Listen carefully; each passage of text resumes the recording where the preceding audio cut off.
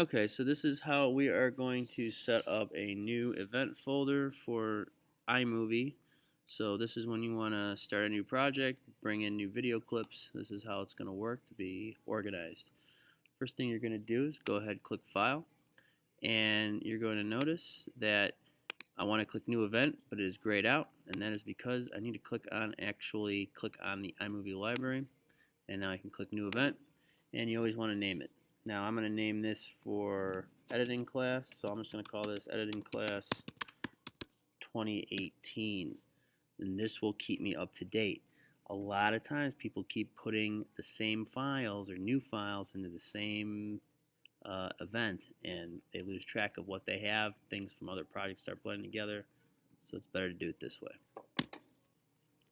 So first step is to make sure that you're highlighted on editing class 2018, and you're going to come over here, and what we're going to do now is we're going to import media. So if you notice, you can click File, Import Media, and I always just like to show you guys the file and like the actual menu system.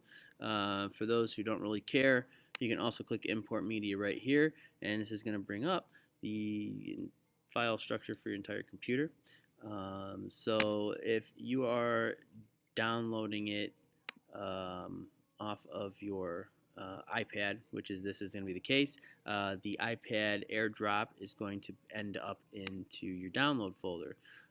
So if you just organize the download folder by content created, you will see that we have 3 movies right up here. I am going to select them all. I am going to select the first one. I am going to hold the shift button. I am going to hold the last one. Notice it'll select all 3, and I am going to click import selected as they import, and now all 3 clips are in my timeline, or I'm sorry, in my library.